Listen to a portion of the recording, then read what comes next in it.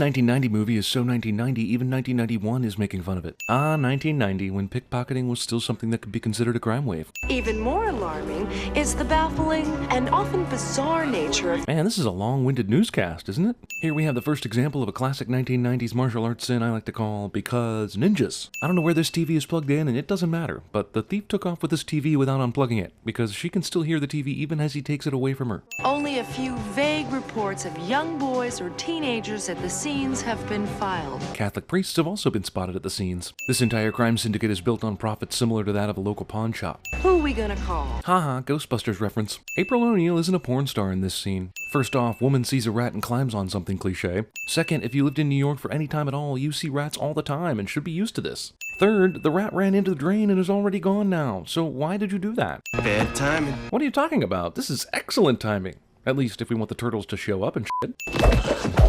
I bet they saved a shit ton of money on this scene by shooting it all in the dark. Cops in New York City respond to a random mugging that no one put in a 911 call about. Well, it's 1990, still trying to shake off the 80s. None of us have heard from Kurt Cobain yet. We didn't know any better. Bossa Nova! Andy Serkis and motion capture technology weren't available yet for this movie. Were you seen? In this, you must never lapse. At least for another 15 minutes of movie time. Then, you may lapse. These starving, pizza-loving Ninja Turtles just returned from their first fight and ordered only one medium pizza? Even by horrible 1990 Domino's standards, Domino's should not be pleased with the look of this pizza. Geez, when was this movie made? There's a theater still playing a 1986 B-movie classic, Critters? Also, obvious turtle in a costume is ignored. Gonna be that kind of movie, eh? That was a crime, you purse-scrubbing pukes. Human vigilante goes after two purse snatchers that have already been reprimanded by another vigilante. A Jose Canseco bat? Tell me, you didn't pay money for this. And this movie was ages ahead of the rest of Hollywood in realizing Canseco was a nutjob. That's impressive. No sin. Hasty TV Street interview somehow has multi-camera editing between the reporter and the police captain. Are you denying that such an organization known as the Foot exists? Shredder orders April O'Neil killed, but despite being really easy to find at either the news station or the antique shop where she lives, the Foot apparently can't find her anywhere to finish the job. Great. This is the City Hall stop, and absolutely no one is on the platform except April. Did anyone even get off the last train? And no one who wants to go the other direction? Ninja lets another ninja track and follow him all the way back to the hideout. Crawling into a strange glowing ooze. Wow, he stumbled on 4 baby turtles and a broken vial of radioactive ooze at the same time? That's a red-letter day for a sewer rat, I tell ya. The chief of police himself is the one calling random shoplifters' parents, and is doing so 12 hours or more after the arrest. What the heck were you doing with the car stereo anyway? We interrupt this Ninja Turtle movie to bring you an after-school special. So this is the Ninja Turtle version of Pinocchio's Land of Toys, but instead of turning into donkeys, they turn into Foot Clan ninjas. This kid decides, I can do whatever the hell I want, so f*** it, I'm uncomfortably sleeping on arcade machines and living the dream. I don't care how criminal this operation is, that is a sloppy-ass roulette table. That dealer is surely getting robbed, frequently. Anything you want to do it. You know what I'm saying? Anything. How about dismembering you right now? That's cool. How about if I pray for you? Will you literally tolerate anything? You got any cigarettes? This guy can do anything he wants at all, and what he comes up with is smoke cigarettes. Read 'em and weep, boys! Full house! These kids don't immediately murder their friend for saying read 'em and weep, getting beaten up by a redhead. Never lower your eyes to an enemy. This guy went to the Cobra Kai dojo for his training. Shredder Bane. I am your father. Did anyone hear how that sounded when they were filming this movie? Oh good, Splinter is still alive, which is probably surprising to 5-year-olds. But why do they need to keep him alive? They don't even tell the turtles they have him. I'm sorry, the Foot? Yeah, I know. It sounds like a funky club for podiatrists. April O'Neil will be here all week, ladies and gentlemen. Not that this guy is terrible, but you know who would have killed in this role? Steven Tobolowsky.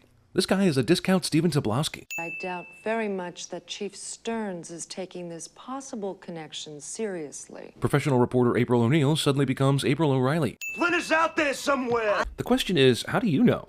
You clearly thought he was dead because you were crying. There's not even been one scene where you guys have said, we need to find Splinter. He's so obviously been kidnapped by that Foot Clan. Fight? Fight. Kitchen? Kitchen. Movie lets these two characters escape the boring fight, but doesn't extend the same courtesy to the audience. Oh, so that's the plan from our great leader. Over-the-top sarcasm is over the top. Maybe I'll just take my attitude and Why leave. don't you? I will. Good. In a really tragic history of movie characters being separated after fighting over stupid reasons, this is the tragicest. Raphael takes out his anger on the roof in broad fucking daylight. Also, anger gymnastics. Also, this rooftop venting session is fun, but it makes me realize Raphael is the only turtle of the four to get any character development whatsoever.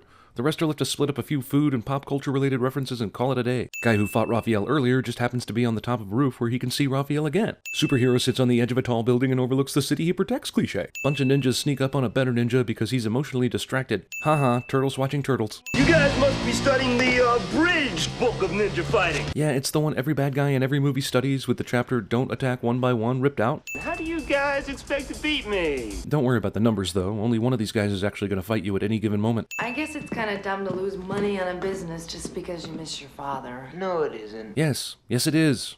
They have TV shows about people like you. Let go. He'll probably be back any minute. Convenient dialogue timing is convenient. Also, ninjas who were trying to kill Raphael throw him through a glass window instead of just continuing to gang up on him. Nunchuck rap battle. Also, everyone waits during this bullshit instead of fighting. Donatello jumps and hits a couple guys, and in the next couple shots it looks like they've taken out roughly 90% of the ninjas in 3 punches. This fish tank bullshit. Now! We're getting our asses kicked, but it's only because of the weapons we chose to use. Also, this asshole's just standing outside the door with an armful of axe swords just waiting for his chance to shine. When did April get down here? And who the f is this guy and what is he doing? Again with the cymbals? Man, this movie gets more mileage out of cymbals than drumline. And not only did April get down here during the fight, she somehow dragged Raphael down here with her. In a fight with over 30 actual ninjas, a non-ninja human being with a hockey stick will now make a difference. Wayne Gretzky? On steroids? Nope. Not until he pulls out his Jose Canseco bat. Wow, more than making a difference, this non-ninja human being will now successfully take on over a dozen trained real ninjas on his own. Hi, this is April. No, it's not, bitch. The electricity was severed. Remember? You're fired, April. Oh, I see. The exposition took over where electricity left off and powered the answering machine long enough for the audience and Casey to hear this important information. Casey Jones uses the power of closing a door to keep ninjas out. Abduction van. Wait a minute, that's the building they were in? So how did Raphael get on the roof of this building after yelling at Leonardo? And how did the footnote to ninja their way to the top of this same building when it was the antique shop they needed to go to all along? There's a point where the ninjas throw Raphael through the skylights, but when you look at the building now, where is the way taller building that all that action could have taken place on? Asshole red-haired kid is red-haired. Then hang there until you die. Shredder asks a question, threatens Splinter with a blade to the throat, but then immediately gives Splinter an indefinite deadline to live because the script. Car breaks down, but only at the exact moment they reach their destination. Do you want to thank you? No. It's me who should thank you for that privilege, right? Human male entering the picture suddenly becomes April O'Neil's love interest after a few seconds of screen time. It's kind of like moonlighting, isn't it? You see, kids, back in the 80s, there was this show called Moonlighting. It had Bruce Willis and Sybil Shepherd in it. Don't know who Sybil Shepherd is? Neither did kids back then. It's strange being back on the old farm. Whoa, she's just gonna start narrating like we haven't already sat through 52 minutes of movie? My amazing new friends have suffered their first real defeat. You call that a defeat? They beat up like 100 guys and only one turtle got hurt. April is drawing a picture of something she has no idea is happening. Jackface. I'm ready, hose brain. Movie rips off the two characters that actually like each other trade insults thing from Wreck-It Ralph. Wait a second. Unconscious turtle storage. 90s music training montage. Our master is still kidnapped and being tortured, but let's practice. This script is 20% puns. Leonardo.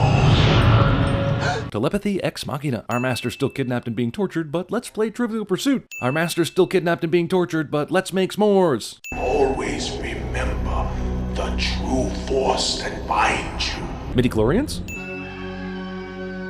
What rooster is still crowing at this long-abandoned farm? It's time to go back. Well, truthfully, it's way the past time to go back, but whatever. Of all the places in the whole of New York City for Red-Headed Kid to hide, he chooses the Turtles' hideout, which of course he's never seen in this movie or had any idea existed, let alone the whereabouts of. You're a claustrophobic. I've never even looked at another guy before. This extreme stretch to make a gay joke must have been in the margins of the script somewhere, written in pencil, but they went ahead and filled it anyway. Kid who rejected the foot and has been living alone down in the sewers for several days suddenly starts having second thoughts, nightmares about being evil. Danny came to live in the sewers for a while. Casey Jones is suddenly claustrophobic, so he sleeps in the truck, and an incredibly perfect situation is created where he finds Shredder's lair through dumb luck. Mimicking his movements from my cage. Splinter repeats a part of the story we've already heard before, but has nothing to do with the story he's about to tell. Took one swipe with his katana, slicing my ear. Vengeful murderer decides to keep a rat alive because that's the warrior's code, I guess. Whatever happened to this Oroku Saki? No one really knows, but you were his symbol.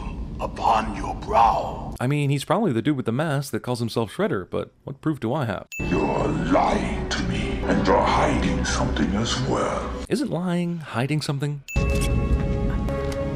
Geez, this kid is a never-ending river of plot convenience, isn't he? They're back. Shredder learns the Turtles are back and is so upset about it that he forgets to punish the infidel that ran away, lived with the Turtles, bonded enough to want a drawing as a keepsake, and then lied to his face. Which is a good thing, because he's able to eavesdrop and find out that Splinter is scheduled for execution. Also, why didn't you do this before? You never even gave the Turtles ransom demands or threatened them with his death or anything. Just because you can go through the drain does not mean you should go through the drain. Also, are they just falling face first into the sewer after they do that? What could they possibly hold on to that would make this safe? For some reason, Tatsu decided to bring all the rest of the bad kids with him when he went to go kill Splinter, instead of just going ahead and doing it. Movie thinks it can earn back points by casting Sam Rockwell far ahead of his fame and actual coolness. And you know what? Movie is right. Take one sin off for Rockwell. We're a family. You call this here and that down there family? This bullshit somehow converts the bad kids to good kids. I guess we can really shell it out. Too cliche. Movie calls itself in its own cliches cliche. Also, 37 seconds of turtle puns. Massive fight scene makes its way from the street to the roof for a big finale, as fight scenes are known to do. This guy's good. Why don't you go next? It seems the Turtles have also been reading from the abridged book of ninja fighting too. Fools. The three of you might have overpowered me with the loss of but one. The four of them could have overpowered him before they all decided to fight him one by one. The surprise reveal comes from the Wolverine school of surprise reveals. Now I will finish what I began with your ear. I stopped at your ear because storytelling. Oops. That's actual murder. You just went from good guy to sociopath. Dad, it's just Dan now, okay? Kid who basically just played Ex Machina the whole movie decides he's had some character growth. Now what in God's name happened out here tonight? Go check out the East Warehouse over Ledman Island.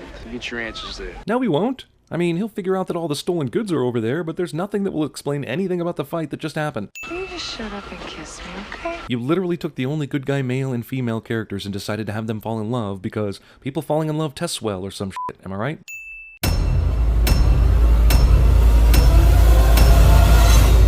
Time's up. $3 off.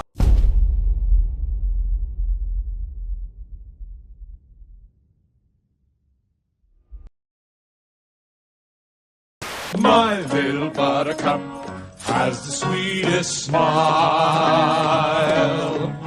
A Jose Canseco bat? Tell me, you didn't pay money for this. I'm Jose Canseco! I'm Jose Canseco! This is me. I think it's apparent I need to rethink my life a little bit. What's my problem? First of all, I'm a rat. One of them spoke. Not the mama, not the mama, not the mama. I make more than enough money to provide for both of us, and you're stealing. Why? I don't know. You don't know. You, all right? I learned it by watching you. Gotham! Take control.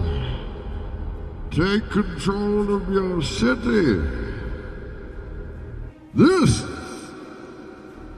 is the instrument of your liberation. I am your father.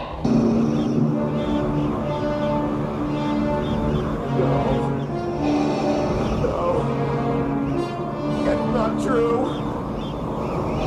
That's impossible. Together we will punish these creatures. These turtles. Master. I like turtles. You're not gonna die on the planet, guy. I'm not? What's my last name? It's, I don't know. Nobody knows. Do you know why? Because my character isn't important enough for a last name.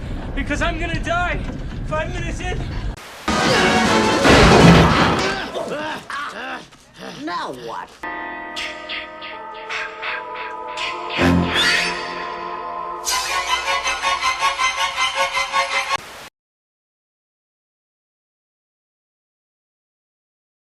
You probably already know you can get fantastic snacks sent to your home just by visiting naturebox.com/CinemaSins.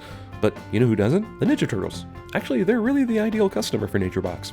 First, they're teenagers, and teenagers are always hungry. Pizza dude's got 30 seconds. Second, being teenagers and having eaten entirely too much pizza in their young lives, the Turtles could benefit from the massive diversity of options NatureBox has to offer. Seriously, they have all kinds of stuff. Third, each NatureBox that I've received has come with 5 different snacks inside. With 4 turtles and 1 rat sensei in the household, 5 is the perfect number. Fourth and finally, these are crime-fighting turtles on the go. They pretty much need the convenience that comes with to-your-door delivery, which thankfully NatureBox offers, free of charge. You should try it yourself before the turtles get there and clean out the warehouse in one afternoon. Just go to naturebox.com/CinemaSins. Delicious, healthy snacks delivered right to your door, with free shipping. Seriously, I honestly can't believe you're still watching this video instead of surfing the NatureBox website.